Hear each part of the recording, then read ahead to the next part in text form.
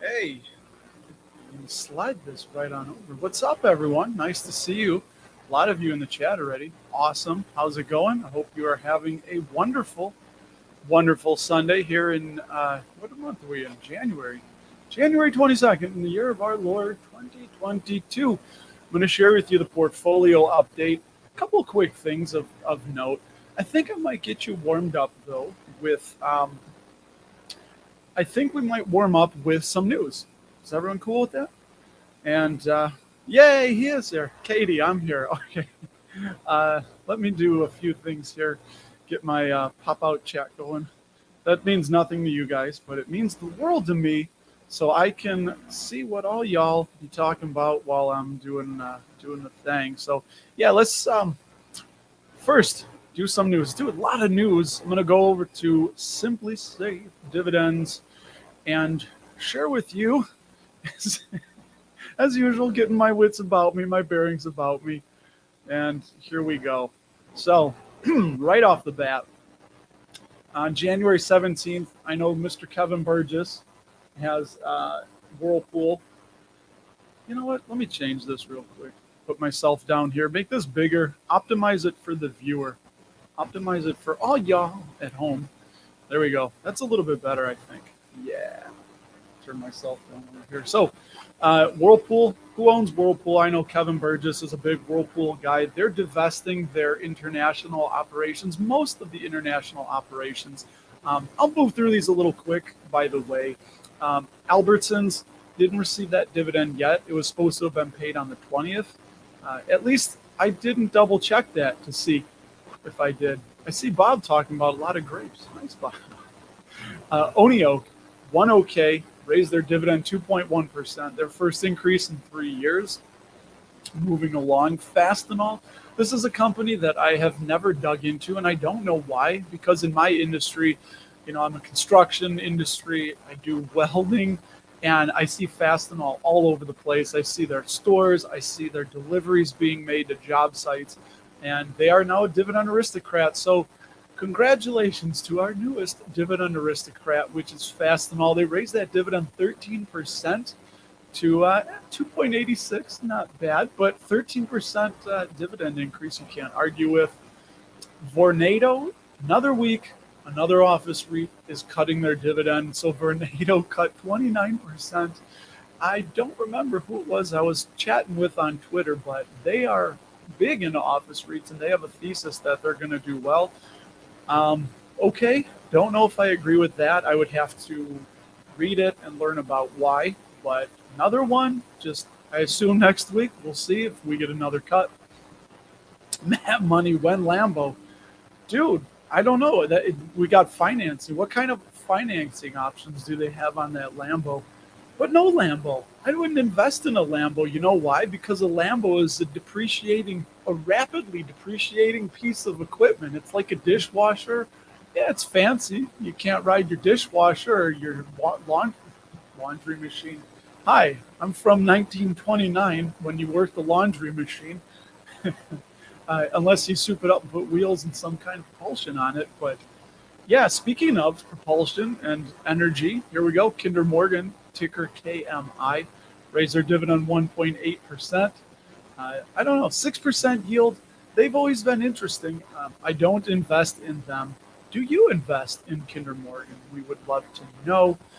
Not familiar with the electric utility MDU, but they were downgraded by Simply Safe. This is their opinion, from very safe to safe.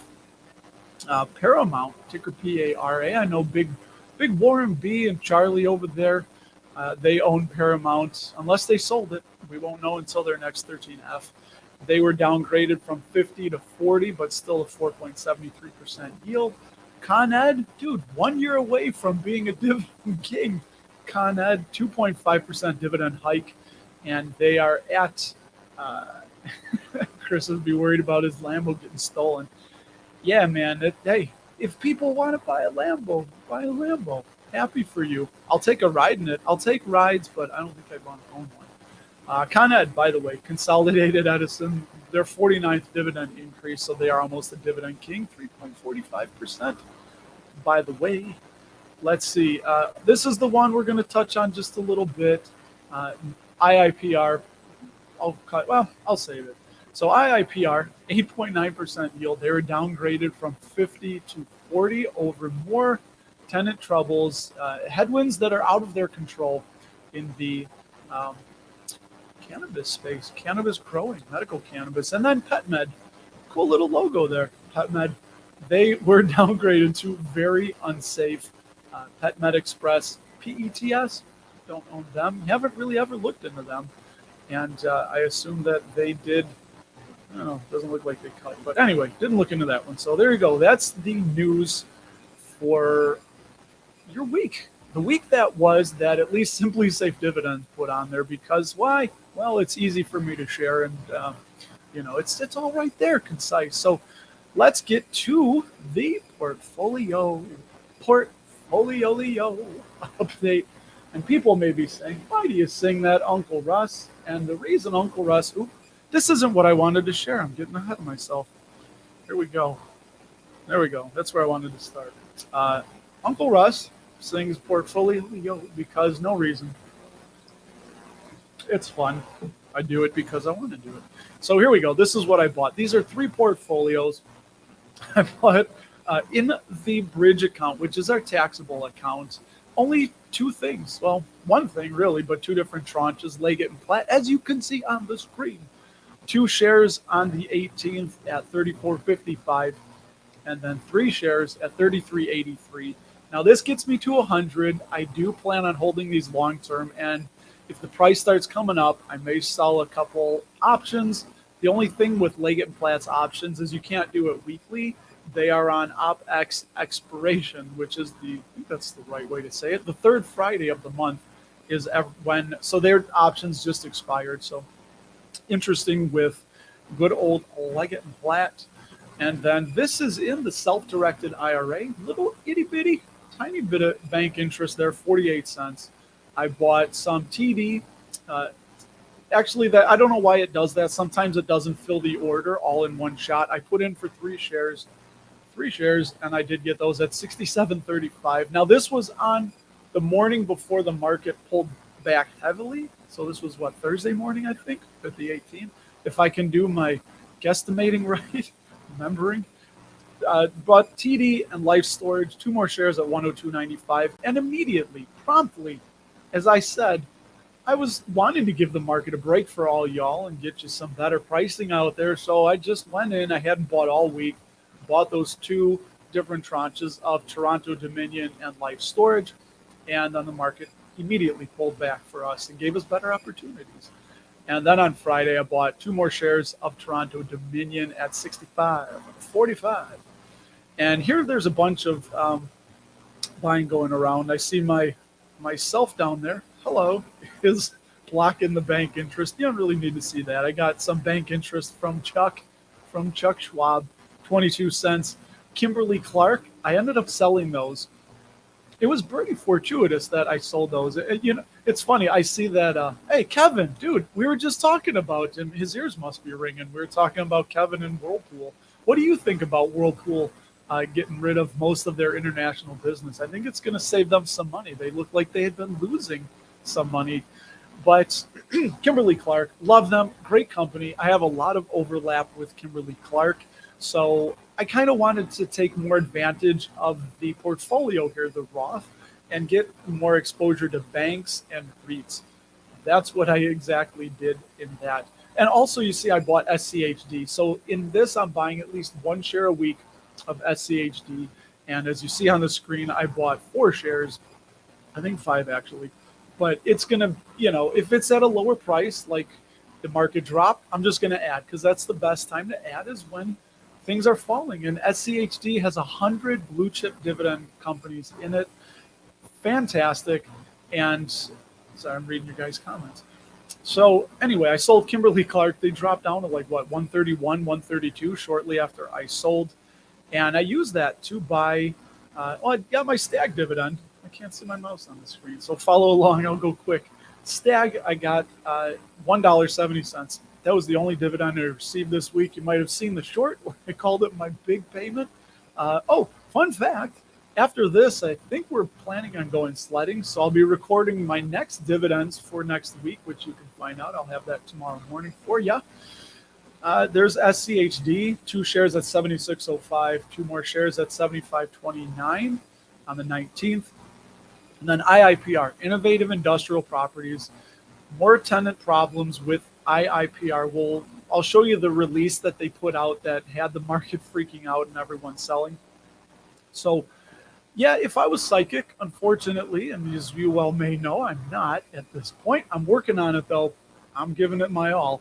But I bought 95.95, 3 shares, and then later that day, the contribution. That was, so I had 81 cents in my kid's wedding account, and I moved it to the wrong account. So you don't want to do this. It's only 81 cents. I picked the wrong account because that was money that was already taxed, and I put it into the self-directed IRA, which is when I pull that money out, I will have to pay taxes on those gains too. So you don't want to do that, but it's 81 cents, easy mistake. But $94, I bought 1 more share of IIPR on the 19th, and then it just kept falling. I bought 2 more shares at 92.50, and then here we go. Wasn't done yet buying. I sold Cisco, which, again, another overlap, and I wanted to take an opportunity to go into something. So we'll say a little more risky, but I used some of that money, as you can see, to buy SCHD, which Cisco, to the best of my knowledge right now, I don't remember if it's an SCHD or the Vanguard fund that I own, VVIAX, but I have exposure to Cisco still. I sold those pretty much a wash. I bought 3 more shares of IIPR at 92.49, and then Friday morning, the 20th, it was below 90, 88.60. I bought 2 more shares, and then we got more SCHD, closed the week out at 74.97. I bought that share of, and then the market started popping up, dude. It just flew. I'll get to those questions later, in a minute, John J, about SCHD and SCHW, and then I just wanted to point this out. See, let me change myself here, put it full screen. So if you haven't done yet and you want to follow everything I buy, and I don't always share these on the live stream, but every week, every Sunday night, I put out the newsletter and kind of trying to make those thoughts quicker at the top. But in it, I'll show what's on the screen, all the dividends I received for the week. And then also I have stuff like whatever I sold, everything I bought per tranche, and then some notable ex-dividend stocks for that week, as you can see, just to give you a quick, the date they're going X, meaning you want to own them the day before.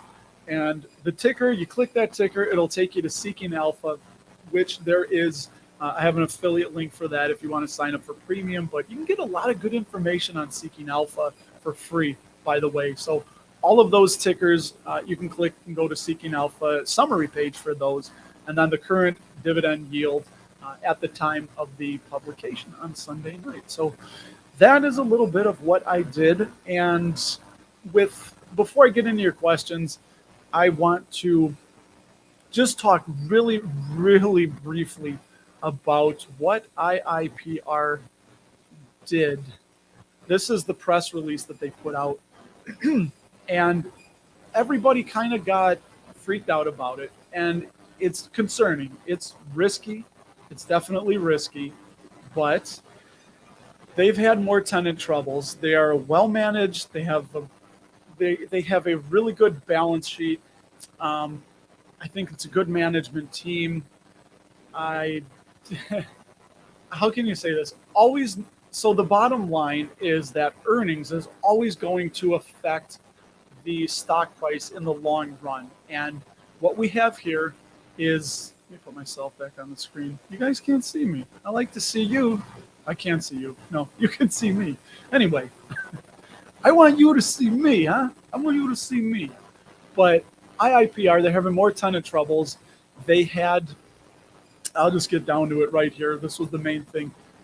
Parallel, they defaulted on one of their Pennsylvania properties, and Green Peak defaulted down here. Green Peak defaulted on a Michigan property, and then affiliates of Medical Investor Holdings defaulted on some California properties. And they recouped some of this by security deposit, which is not ideal because you don't want your tenants paying their rent out of security deposits because they're in default. But they're going to rework some of these deals, and I'm trying to explain this very, very quickly for you guys. The point being, and by the way, I should have linked this, but the IIPR press release, but I didn't. So maybe when that's over. And hi, I'm big now. But with IIPR, frog in the throat. God bless. You gotta love live. So, where were we with IIPR? What we need to watch is their tenants. If there's less demand for medical cannabis, that's going to be less demand and revenue for the tenants. They're not going to be able to pay their rent. They're going to default.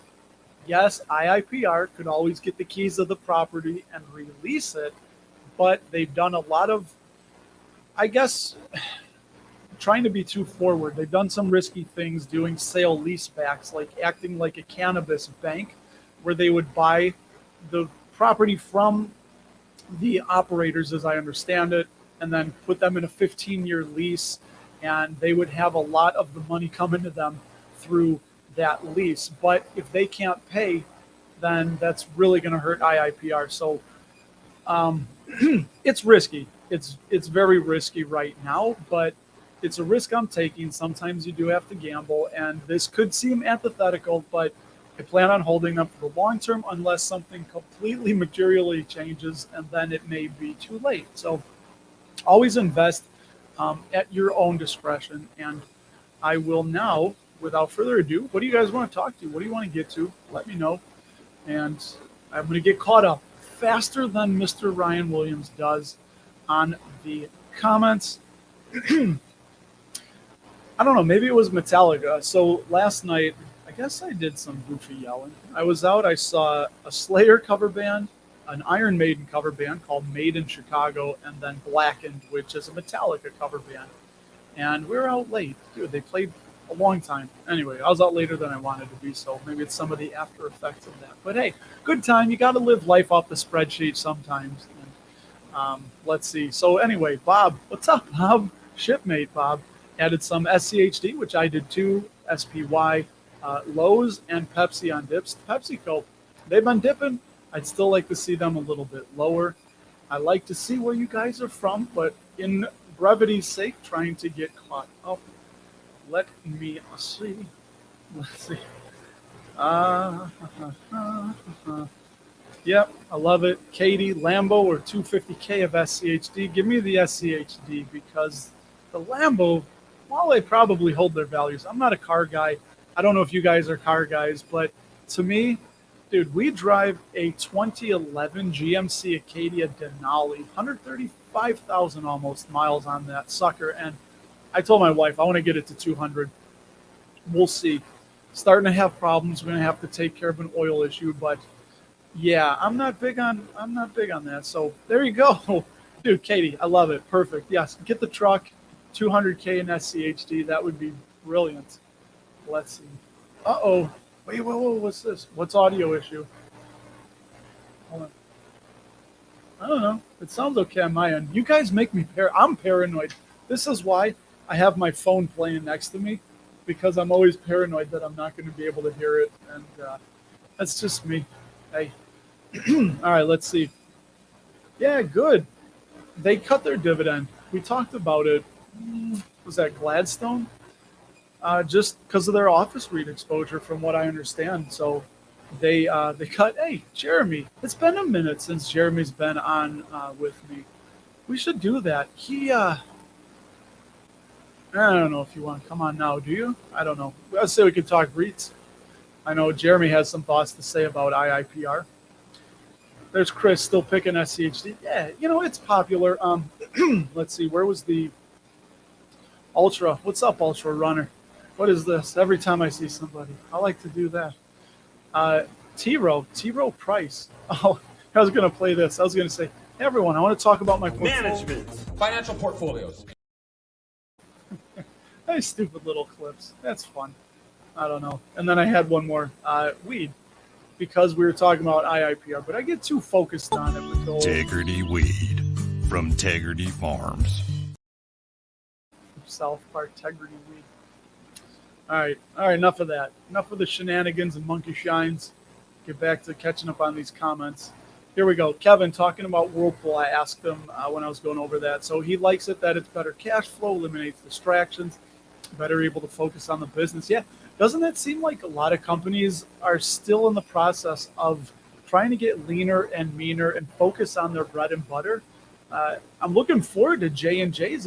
I think it's the end of this year. Has anyone seen a date on when J&J is going to do their spinoff of the consumer health and what they're going to call it? I don't know. I haven't seen any news on that. Yeah, here. So, John, your thoughts on stability of stocks in SCHD versus SCHW? I've never looked into SCHW. Maybe shame on me, slap on the wrist. But I have looked into SCHD, and for the most part, yeah, I wouldn't outright own everything. Like I think one of the ones in there is Western Union. I believe that it's still in there. I wouldn't own that. But overall, at least toward the top of SCHD is all the blue chip companies I want to own. So if you follow the channel, that's why I've been consolidating a lot of positions and just buying SCHD because I want to have exposure to those blue chip dividend paying companies. I love SCHD's dividend increase. Well, here, instead of telling you, I'll show you. What was that song, Show Me, Don't Tell Me? That was Rush, right? Show me, don't tell me. That's not it. Anyway. Please, for God's sake, stop screaming. Here we go. SCHD, what was I wanting to show you? Dividend growth. There you go, the dividend growth. Let me hide Mr. John's comment here so you can see that a little bit better. The SCHD dividend growth, dude, 12% 10-year CAGR. I know KC pointed out, though, that some of this is from banks. They reconstituted in, 2019-ish, 18? They added a lot of banks, a lot of financials, which I think is their second largest sector holding. But, yeah, I mean, 14% dividend increase because these are all blue chips that consistently increase their dividends.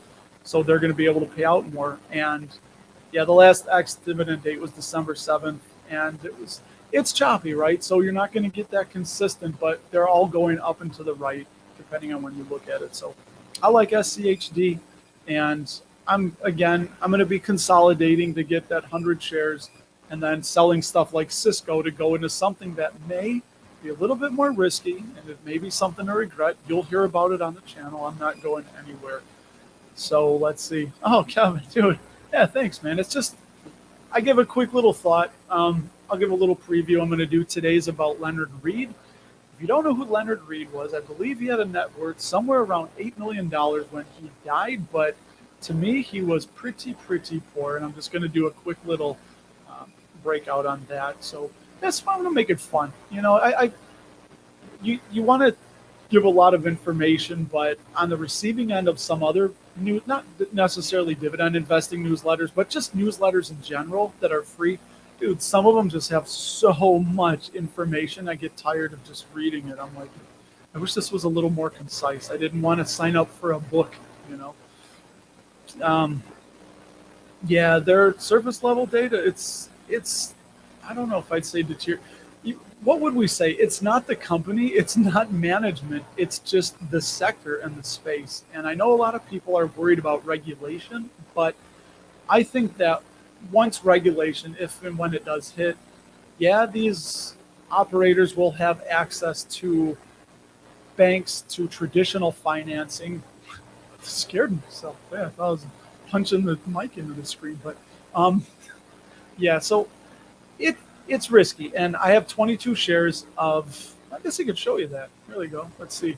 I guess this is part 2 of the portfolio. Oh, by the way, hold on. I need to share my screen. I'm already taking you guys with me, and I left you behind.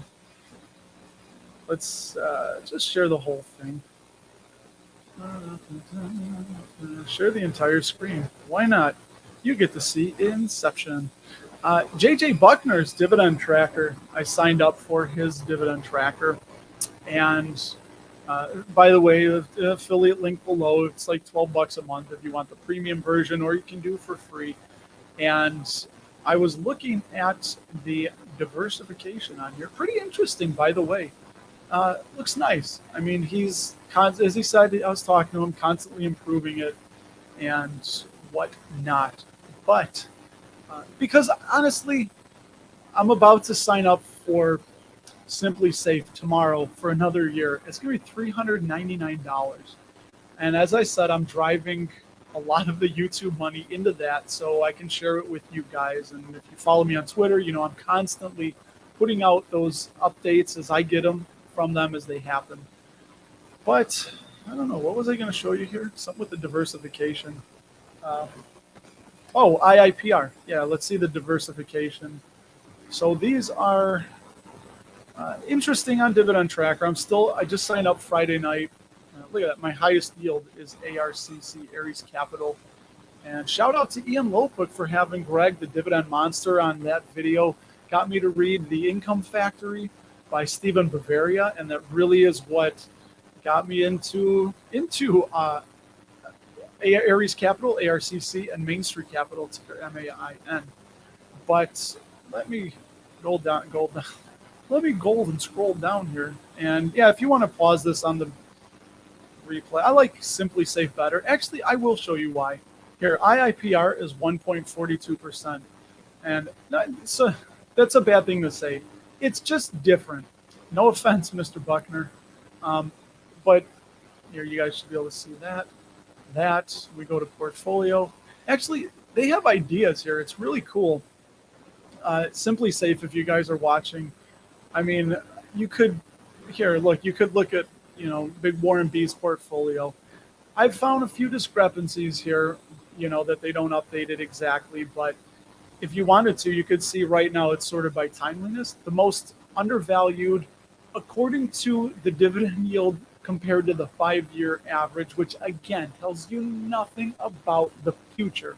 You can sort by that. So Ally Financial is currently Warren Buffett's most undervalued in that regard. And yeah, you can just search stuff like that. They got Bill Gates' portfolio, all the different monthly payers.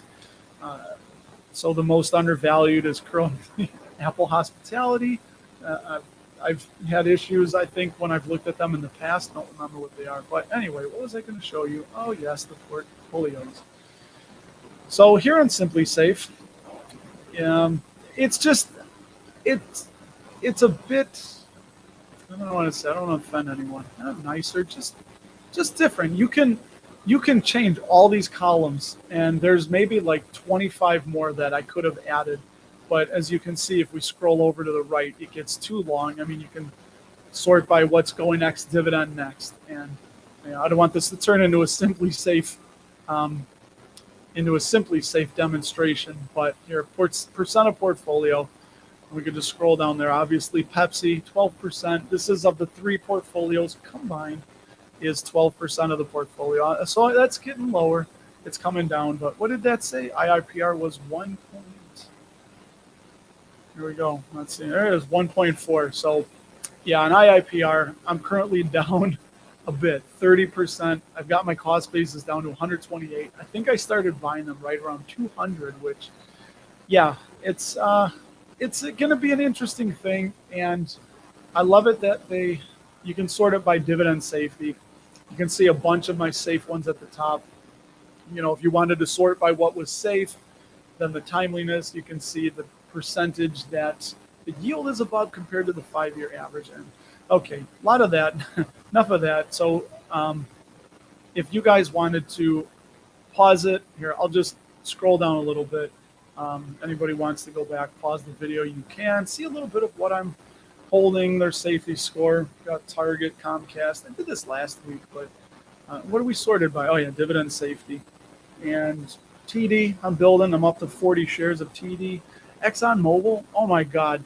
Dude, look at my cost per share, $45. I wish I could have taken out a second mortgage or something and just loaded up on that. But again, not psychic, working on it. And There you go. We're getting there. GPC, BMO.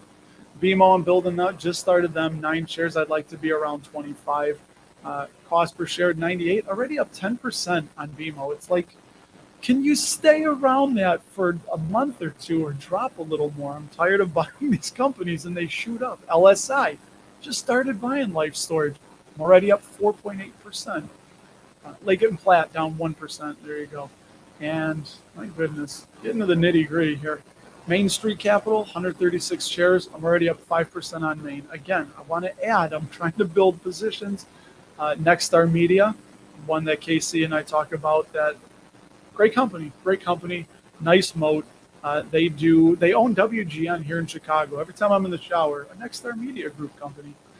And there we go. Vici, would love to add more Vici. They are the Mr. Furley of the Las Vegas Strip.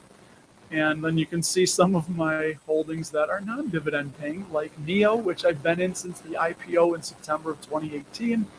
Alibaba. There you go. Take-Two Interactive. I even have, I thought that was a good play, down 36%. And there you go. I still have $2,900 worth of cash to deploy. So, okay, I guess that was part 2 of the portfolio. Portfolio review. Let's see. Now I'm going to get way behind. I didn't mean to go that long into it. Everyone. What are you guys doing? Let's see. So that was a long question to John's answer. Bob is going to pass on IIPR. I completely understand it. Don't blame you. Thoughts on Ally? They beat earnings, right? I saw that they popped up pretty nice. I was talking to Harris Malberg from One Penny at a Time podcast, and he's been a big believer and buyer of Ally Financial. Honestly, I've never dug too deep into them, but as you can see, they are Warren Buffett's most undervalued holding when you look at the dividend yield compared to their 5-year average. And do you know what, Trey? Since you're so nice and asking, let me get you an intrinsic value on good old, I'll do it for you on Ally Financial. So actually, look at that. I was looking up IIPR, their intrinsic value. Alpha Spread still gives them $141 in the base case. Base. How low can you go? That was, dude, Anthrax. Bring the noise. Shout out if anyone's old enough to remember Anthrax and was that Run DMC, right? The collab. Talk about a collab. Anthrax and Run DMC doing Bring the Noise. Anyway, so IIPR is still undervalued. And what we're going to talk about? Ally. I love it, guys. I love hearing from you. Let's look up Ally. I think that they were buying back shares. I was looking this with Harris. Hey, guy, nice English. So they have dude, look at that. Their intrinsic valuation, they say, is 47% undervalued. Yes, they're a bank, and somebody had called out Alpha Spread, but they do use a different equity model for banks. So they have $58, and then their worst case, $34. So they're saying they're about 10% undervalued, even with that pop-up in price, which is nice. A lot of super investors, right? They want that 10% margin of safety on a worst case scenario to be safe. So, hey man, Ally actually looks pretty good here. I don't want to do a whole review on them, but net interest income is $7.7 billion. But I think it's net interest margin right here. This is, from what I understand, the net interest margin is one of the better things to look at for a bank. This is the difference between the interest that they owe and the interest that they are receiving. Yeah, I think I said that right. And it's currently 6%. So you obviously want them to be receiving more interest than they're paying out. So they are currently doing things right, and they had been around 4%, 5%-ish. So they're at the higher end of that recent range going back to 2012. Interesting. They were, I think, still GMAC back then, right? I think. I do want to show you one more thing, Trey. Oh, here you go. Here's some of their competitors. You want to go back, pause the video or whatever, catch up, look at that. I think, no, it wasn't. Who were we looking at? Okay, so they've had a little bit of buying, and they had a couple big sales of some stock about 9 to 12 months ago. SoFi, that's who it was. Anybody do SoFi? Watch this. One last thing, and then we'll get back to the comments. I promise, everyone. This is what I was looking at with my good buddy Harris. I'm sorry, I should have took John's comment off, or Trey's comment off there. Here we go. SoFi. They are undervalued on both instances, 22% on the base, but we will go down to, look, they even have a 6% net interest margin. So I think that should improve, right? With interest rates rising, that's why it's going to benefit the banks. Some of their competitors, and Ally is one, but it wasn't. They've had people buying. They've had more buying than stuff. I don't know. This is embarrassing. We looked at something where there was a lot of people, a lot of insiders buying, but yeah. Anyway, that's SoFi, which nobody asked about, just because. And let's see. Nice. Be still. Hey, I love it. So be still on the video I did where I was showing how many shares you would need. I love it. For a second there, you made my heart skip a beat because math isn't my strong suit. So I thought I had this nailed down, and I was trying to show how many shares of Altria you would need to buy to get 1 share compensation, or the equivalent of 1 share in dividends every quarter. So you know your free share. And Be Still is like, hey, your math is wrong. And as soon as I read that, I was like, no, because I can't change the video or edit it once it's out. So yeah, what more? Mo Clorox and Co. Mo Clorox and Co. Oh, I almost got in trouble trying to say CLX. Clicks. I said clicks. Let's see. All right, going back to the cars. 2010 Honda Fit. Dude, I love it. I love it. It's an appliance. Cars to me are appliances that rapidly depreciate in value. I just need it to get me from point A to point B, unless it's my work truck. I don't know if you guys ever seen my work truck with the big crane on it. That thing, my boss, I didn't. My boss, I think, put about $100K into it. Expensive. It's an expensive machine, but that makes money. So actually, there you go. So if you're investing into something that is going to make you money, then it is an asset. And I guess it's a liability until we earn enough to pay it off. But yeah, Dividend Dreams buying. What's PTY? Isn't that Party City? It's not Party City. I don't know what I know. Party City filed for Chapter 7 or 11. Which one's restructuring? 7, right? One's the bad one. I don't remember. Let's see. Oh God, yeah, Jeremy, do you love that, man? I asked him like 20 minutes ago, hey, you want to come on? And then I read the next comment. He could have been like, yes, I'm waiting. I want to come on. Anyway, let's see. We will. I talked to you on Twitter, so we'll talk. Kenview is the spinoff for J&J. Oh, sweet. I missed that. Completely missed that. What it's going to be called. Interesting. Any reason why Kenview? Do you know? I want to get caught up to you guys. I'm behind here. Schwab S&P 500. Yeah. Well, you're getting more diversification, but the S&P 500 is not going to be focused on companies that have really solid dividend growth, because you're going to be having wonderful English. You're going to be having, oh my goodness, you'll have exposure inside of the S&P 500 to many, many companies that, although while they don't pay a dividend, are still great investments.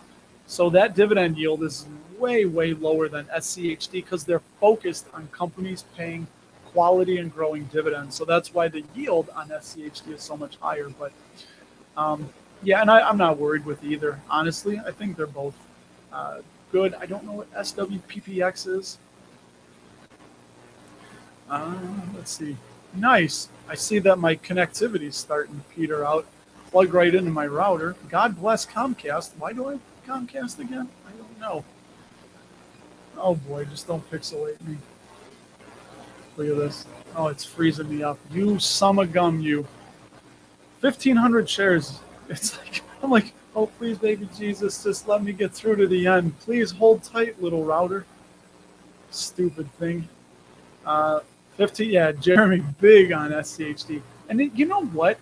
I think I could see myself just continually adding to it in the Roth, just continually adding dividends that I receive, just buying more because, dude, it's so solid. It's so sleep well at night. Now, the only thing with SCHD, if you don't know, and I know we talk about it a lot, is there's microscopic exposure to utilities and no real estate. There are no REITs inside of it. And I guess dividends can be, because the dividends from some utilities and all REITs are non-qualified. So I think that would change the tax structure of the dividends, right? What do I think about Bungie? Wow.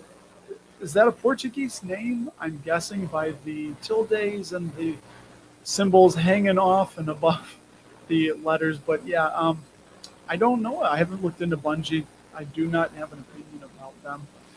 Interesting. Yeah. I would be more, you're right. I would be more apropos to sell covered calls on SCHD because it doesn't have those wild swings that an individual stock does because there's so many. So yes, I think if I was in Jeremy, if you're still watching, I'm going to try and get down here quick. Let us know about if you sell covered calls on SCHD and if you care to divulge whatever any of your any of your strategy might be. Share it with us. And I don't like show tunes where they sing everything. And I also don't like Slayer because that's just, there's no singing going on there. It's all just yelling. But, yeah, Casey, the scariest thing is they're 274 per square foot. Yeah, and you know why? That's the market average cost. I think that they did that because that was part of the sale leaseback. So they're going to recoup that on the lease, which is the bugaboo. That's the dangerous part because they're charging those tenants more because of they essentially overpaid for those properties because I think when they were buying the most of them, and this could have been a short sight on management's part, but I think that's why those leases are so high. And I don't think they're going to be able to lease that out to like some new operator that wants to come in. And yeah, and that's going to take over 15 years to get that back. They'll get 100% of that back, I believe. But that's the danger, right? That's the rub we're looking at is if we start having tenant complete defaults, like they're just done, they can't, they're out, then, and I also would like to know, and I should email investor relation, I'd like to know about their security deposit that they've been using from a couple of these operators to collect their rent money. And essentially rent being paid out of security deposit is not a good look. And you're right. So I do believe that's, I'm sure you just explained what I just explained, but yeah, Riaz. Yeah, he gave me the hookup, let me try it out. And the main thing, and this is why I couldn't figure out, is degrin.com. So link below, I believe, or it's on the website, Dapper Dividends, which I don't do anything with. It's just a landing page at this point. What was I saying? JJ Buckner software. Yeah, so I can't find it. There's supposed to be a tab where I can share the portfolio. So any of you can just pop in whenever you want, see all my holdings, everything that's going on.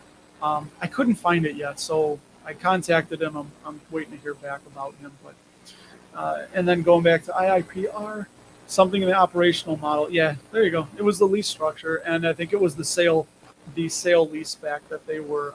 That's why it's so inflated, because I think some places have that I've seen, like Prologis and things like that, are like $7 a square foot, $10 a square foot, something like that. So yeah, 274. It's risky. And again, that's part of the risk that we're, Oh, Cody, what's up, man? Chicago guy, what's up? We gotta meet up for a coffee or a beer or something, Cody. Next time I'm in the city, my wife and I, a few times a year, we'll go out and have nights out in Chicago. So, did you hear that? Did you catch that accent? Chicago. How do you say it? Chicago, I think. Oh, nice. He uses Qualtrim. It's amazing. Okay, so that's Joseph Carlson's creation. Interesting. Yeah, it's a lot. Everybody has a... Why did I scroll past Intel so fast? Well, it's a position, and this is part of my evolution as an investor. That yes, it's a turnaround play, and how can I say this? If I'm being honest, I think that I'm betting on the jockey as opposed to the horse. I don't understand the horse. I mean, I know what they do with the chips, and I know on my computer right here it says Intel inside, so it's making my computer work. But I don't know what makes Intel's tech and chips superior and gives them a moat that's going to be there for 10 years out from now, makes them superior to Qualcomm, AMD, TSMC, Micron, any of those other. And think of it, almost ASML would be the better play, right? Just but Intel wants to be a foundry. So, point being, I don't understand the intricacies of what makes their chips superior. I can see the numbers, I can see sales revenue and things like that, and the market's telling us. But yeah. Voyager. Well, I guess if I were a corporation, Voyager would have been a write-off. I don't know why I did that. When they filed for bankruptcy, it was 67 cents a share, and I was like, I'm going to buy 100 shares of this, and I'll bet there's going to be a dead cat bounce, probably go back to like 75, 80. I'll make a quick, easy, 15, 20 bucks. And that money just should have flushed it down the toilet, or I should have went to the roulette table and put it all on, 20. It would have been more enjoyable watching that. Let's see. There we go. I knew we'd have some old school metalheads. He remembers. Let's see. Yeah, I think we're talking about Ally back there. Trying to get that. Yeah, and again, Casey, with she's pointing out the intrinsic value on alpha spread. You can adjust it on alpha spread. I'm not there yet. I mean, I'm still figuring out how I'd want to do that. And that's the thing with intrinsic valuation, is that completely subjective.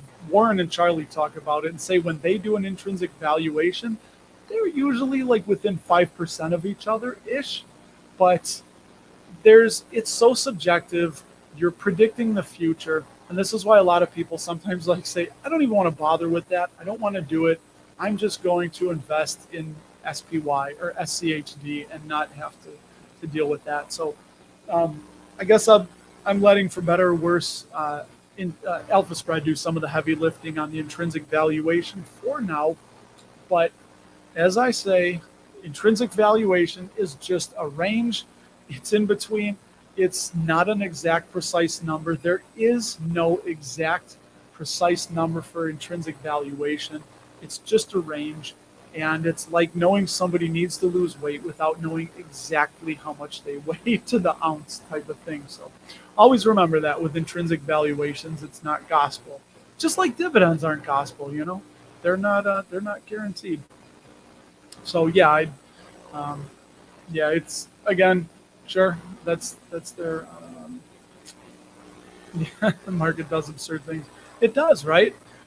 This is why, again, Warren, which I guess I'm becoming a disciple of him now. This is why he says sometimes you can find way better opportunities in the market because they would rather own an entire business. But when you're buying a whole business, it's a negotiated deal. So it's very hard to get like a slam dunk steal.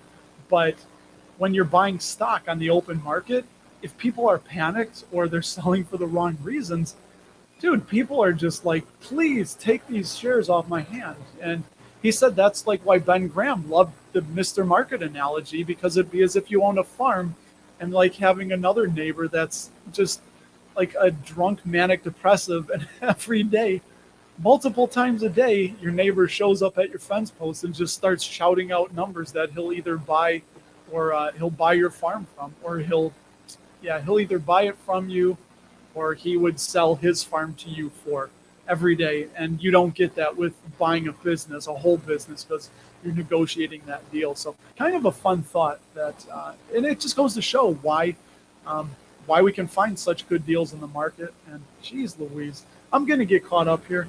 I'm going to apologize if I blow by anyone too quick. I'll throw you up on the screen real quick. That would be that would be an amazing trick if I could throw somebody up, huh? All right, there we go. Chapter 7's the bad one, and I don't remember which one Party City's doing, but either way, that's neither here nor there. Do I know why Coca-Cola at one of its heights in 98 at 42.75 and then went down, 12 years before it got back to 98? No, I guess I'd have to look in that market. I know we had a bubble there, right?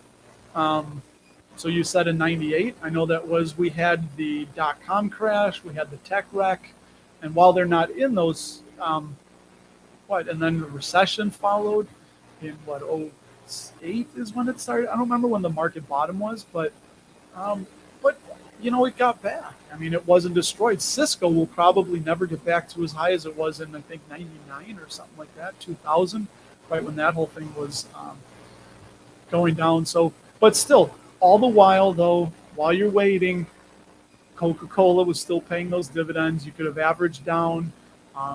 Same thing with PepsiCo. I'm keeping an eye on their free cash flow pretty closely. That free cash flow payout ratio, I think it's at 96% now. It's shot up 14% since 2021. So that is something that you'll hear me do, like when their earnings come out. And okay, I want to say this too. Always take quarterly earnings just with a grain of salt. And again, I'll go back to Warren, but he says, if you look at See's Candy quarter by quarter, it looks like an awful business.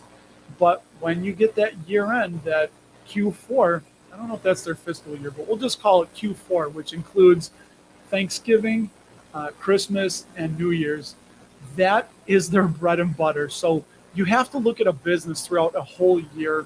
And this is why it can be great opportunities in a quarter if something doesn't look great and people panic sell. So always look for a year. So I want to see it trending in the right direction, but if there's still elevated free cash flow payout ratio for the next quarter, it's not going to be a deal breaker. But always, I'm learning and I'm sharing with you guys my journey. Like I said, do you guys like my new channel banner? Check it out if you haven't. It's me, dude, from welder to wealth. Join me on my dividend investing journey. I actually forgot what I put up there, so that doesn't look good. Yeah, Party City's likely done. Dude, we used to go there for balloons, and my kids one time, as I say, I'm drinking from my Dr. Seuss, "Oh, the Places You'll Go" cup. We were there, and they had the candy out, and my daughter was eating candy out of it, so I made her throw it up and apologize for trying to steal it. Apologies if you're eating, by the way. All right, let me get caught up on these, for crying out loud. Dude, the time just flies by here. It's nuts. Thank you. Nobody said anything about my cold sores. I guess they're hiding well. Thank God for this. Shout out to Quantum Health and their lysine. I don't even know where I'm going with this. Well, that's great. Here, how about this product advertisement? Everyone, buy lysine. Like, we can't see what the hell you're showing us, idiot. So, yeah, lysine. That's why I was going to do the joke. What has 2 cold sores and 2 thumbs? This guy. But anyway, I'll live. I'll survive. We're all doing well. I have had my wife tell me, she says, "You didn't kiss me on the mouth, did you?" She's like, "You're like a prostitute. You don't kiss them on the mouth." My wife tells me this. Come on. You got to love it, everybody. Have a good wife. I did my due diligence on my wife. This is why I feel like, let's tie that into investing right now, because some people say relationships take a lot of work. And I think when you have a relationship with a stock, if it feels like it's taking a lot of work, you may not have done the proper amount of due diligence. But when you do the proper amount of due diligence, like KC has done on some of the companies she's involved with, it doesn't feel like a lot of work. My marriage, a few rough patches. There's a few headwinds that have come and gone. But overall, the foundation is solid. I did my good due diligence, and I guess maybe I got lucky with her picking me. But it doesn't feel like it takes a lot of work. And when you do, you put in the due diligence on companies you're going to invest in, it's probably going to feel much the same. You'll sleep well at night. And your stocks will say, when you have cold sores, "I'll treat you like a prostitute."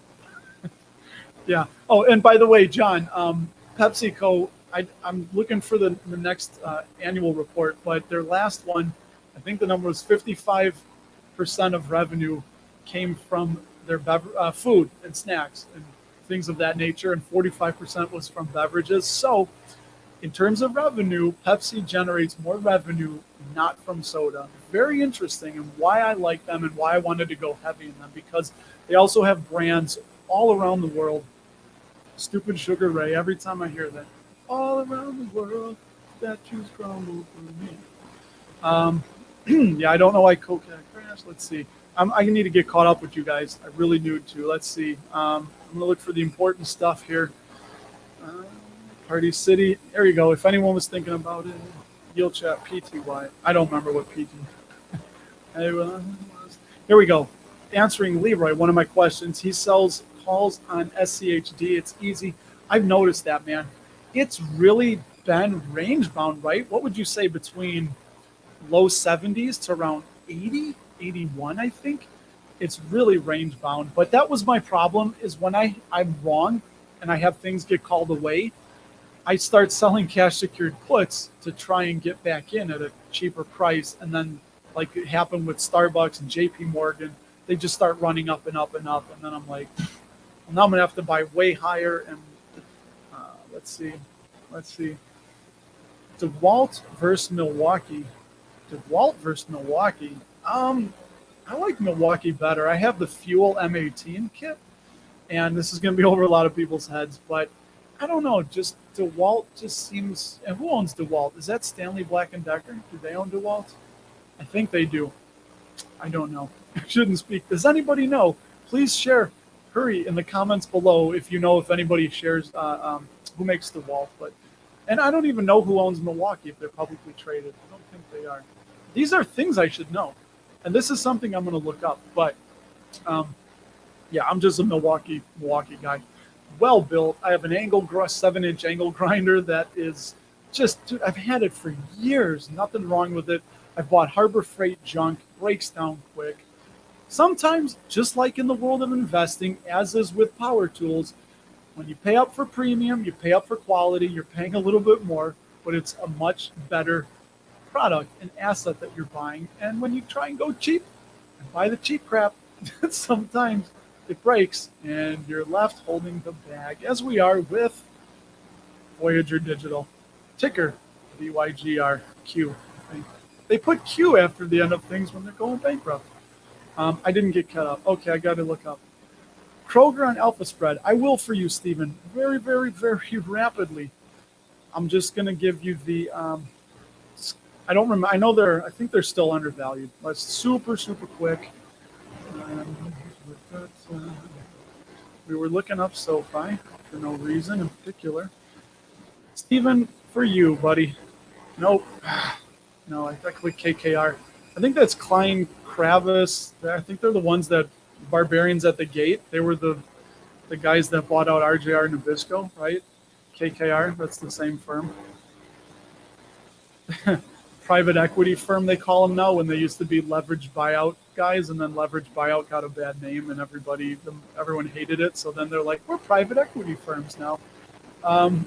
Yeah, let's see. So they give a base case on Kroger of $64.30, 31% undervalued, and worst case, interestingly enough, $51.69. And remember, this is a combination of relative value, which is comparing the stock to its own performance and other companies in the sector, and then the discounted cash flow, which, if you ask Warren Buffett, that's the most important, because DCF is going to be the present value of future cash flow from now until Judgment Day, as he says, discounted back to today.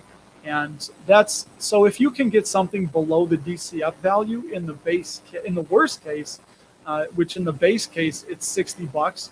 So what's the share price now? 44. So if things with Kroger just remain even keel, then you're buying it 26% below the discounted cash flow value, which I will show this for people like Casey. They have an interest. I think they figure, here you go. So they're forecasting 5 years. And again, you can play terminal growth rate, 0%. So I'm sure discount rate, 8.41%. Casey, hit me up in an email later and tell me what you think about this stuff. But they also have different equity models you can use. Just different equity models and what. This will be over a lot of people's heads. But anyway, so just know you can change that, and then it will change the intrinsic value. Let's see. You guys are talking that. Let's see. 2-year try. All right, we're getting up in. Let's see. I'm gonna get through to the end. I apologize. Breakfast or lunch? We should. Yeah. I don't know how many people are in Chicagoland area. So I think Chicago, so Chicago, southern Wisconsin, northwest Indiana, that area is all my region, my people. All right, let's see here. This is going to answer a question we got. Jeremy doesn't sell calls on SCHD as it's only monthly calls and the premium's not the greatest because of the stability. Fantastic. My stupid Wi-Fi is, I don't know. This is Comcast, everyone. If I'm glitching, if I enter the matrix, Comcast. Stupid.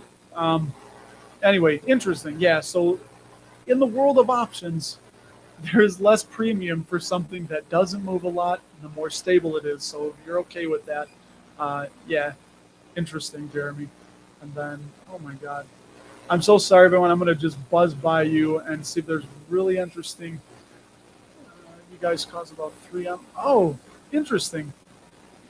Casey kept a bunch of cash in 3M T-bills while waiting for the market to finish deflating. Oh, 3. Stupid. I read that as 3M, like 3. Yeah, this is what happens when you're just buzzing through. So 3M as a company does not have treasury bills. That's 3-month treasury bills. Nice, Casey. Let's see. I just want to see if anything. I love it, guys. You know, Casey, thank you for answering a lot of these people. I do appreciate it. I got to get better at that. As content creators and being on this side, it's hard because I want to answer every one of you. Here we go. Thank you, Katie. I was right. So Stanley Black & Decker owns DeWalt, and I don't know what TTN, that's Pink Sheets. That is OTC markets, TTN over-the-counter, TTNDY. Don't know what that is. So interesting, though. It sounds like you can invest in them. And let's see. Yeah, this is funny. Good luck. Go ahead and hold your breath. You'll be blue in the face, Leroy. Like I said, I've had a lot of nice conversations with Casey, and she does her homework, and it would not even be, it wouldn't make sense, trust me, for her to do a video and get in all the information she wanted to. It literally would be like a 6-hour video on one stock. So, all right, I'll go till 10 minutes over here because I want to get this for you, John. Right here. Yeah, so she sent a couple briefs, and I've asked her, I was like, so where are you having this published to? Where? Yeah, it's really, really, a lot of it's over, I won't say a lot. Some of it's still over my head because I'm learning, guys. I'm learning. I'm growing with you. I'm sharing it and, evolving and trying to be as open and transparent as I can be. And let me just do this. This is probably the last one I will look for John here. Let's look up Stanley Black & Decker. I know they have a good rating. I want to say it's, I think SWK on Simply Safe is Voyager. I'm only down 94.9% on Voyager, everybody. Come on. That's, and then fun fact, this right here, Sycamore Entertainment Group, Segi. When I started my new job, my boss's son, I think he was 21 at the time. He was, anyway, the short of it is, I don't think you guys can see it. Okay, you can. He was like, Sycamore Entertainment Group. He's like, they're going to be huge. You got to buy them. So I was like, all right, man. I was like, I'll put $20 into them, down 86%. I looked at the financial. I was like, dude, they're losing money. They've never made money. Looks completely speculative. He's like, no. So, yeah, that was, and I still hold it. I'm just going to hold it just because I can always tell him about it. and say like, hey, remember Segi? Yeah, I'm down 86% on it. Thanks for that tip. I appreciate it. Okay, what were we looking up? Swick. Stanley Black & Decker. Oh, I'm too busy singing and entertaining myself. Like, what are we doing here? 90. Dividend safety score of 90, so very safe. That yield, yeah, monster yield. Here we go. 20-year CAGR, 6%. Very slow lately. I know they've had inventory and supply chain issues. I mean, they've been paying that dividend for 145 years currently, and the dividend growth streak, 54 years. Yeah, they're a dividend king. I don't remember what their payout ratio was, but you can see they only raised it a penny. So they may be trying to conserve that balance sheet for the time being. And oh, of course, there we go. Taking its sweet old time to load up. Their dividend yield is 104% above their 5-year average. And again, I'm going to keep saying it. That PE, though, 45.7. Crazy. Shows you their earnings have taken a hit. The dividend yield, comparing it to its 5-year average, all of these numbers, yes, they're important. So right here, their free cash flow payout ratio is negative 20%. And it had been 378%. Not good. They're going to have to do some deft navigating to be able to maintain that dividend. And of course, we're not loading up because I don't know. Anyway, so always know that the numbers you're looking at are in the past. Tells you nothing about the future, but it's important. And with that being said, it's not always the thing to do because Charlie Munger has said if a company has a lousy history and they have a bright future, we'll miss that company every time. So that just shows the faith that they put in management and past performance. But again, it's a whole thing, right? You have to look at the past performance and then what you think is going to happen in the future when you're investing into an individual company. So yes. All right, I'm almost there. Let's see, what do we got? Here we go. Russ, calling your car an appliance sound like an accountant. But that's funny, dude. Dan, I guess I keep, I don't know, man. It's maybe my brain is just starting to get wired by accounting and reading a lot of Buffett and taking, I need to take another accounting course. I've taken dabbled with a few things on like YouTube and Udemy. It's been a while, but I really would like it. You just need basic accounting to know some of this stuff. But yeah, that's interesting. All right, so Black & Decker makes, and I'm going to go for 2 more minutes here, guys. You can't look at the financials of Harbor Freight. Yeah, to make informed. So as a business, I don't know. I was just talking about, I don't know if you missed that. Katie asked about if I preferred DeWalt or Milwaukee. And then I was saying, yeah, paying up. But, interesting. I didn't see that. Yeah, thank you, Casey. Swick, Stanley Black & Decker got a credit downgrade. Interesting. Inventory issues. I don't know, man. I don't know if they'll cut that dividend, but they only raised it that 1%. I think they could be going the way of 3M, although 3M for different reasons. But I think they're going to raise that dividend probably 1%-ish, 2% for a little while here until they can be sure that they don't. And right, that's the thing. They don't want to cut the dividend. These companies, it's like, that's the thing. They try not to cut the dividend. It's like a measure of last resort. And at times it can be at the bad for the company. I don't know, stumble over my words now. Anyway, the point being that they try and hang on to the dividend too long when some companies, they have any balls, they would just tell everyone, say, look, are you investing in this business or are you investing for the dividend? And a lot of people do invest just for the dividend. But if you're investing in a business and it's going to be at the detriment of the future prospects of the business to pay the dividend, it's like, I would say, well, just cut it for a couple of years then.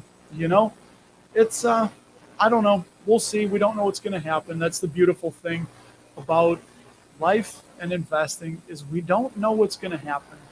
None of us have ever seen this movie before. going into tomorrow, none of you knows what's going to happen. It's what makes it interesting. Yeah, I won't answer those. Done.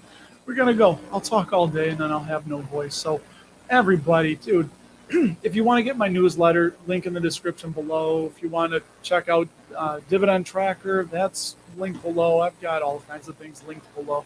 Probably too many. And I got to get out of here, man. I got to go get my kids, do some sledding. They stayed overnight at Uncle Kenny's house with their cousins. And my wife and I are going to do that. So get out there. Enjoy yourselves. Live life off the spreadsheet a little bit. You can't just invest constantly. So I do thank you guys. Poor Russ. It's fine. I'm not getting off. I'm going to end the broadcast right now after I do what I do. So thank you, everybody, for tuning in once again. I will talk to you later.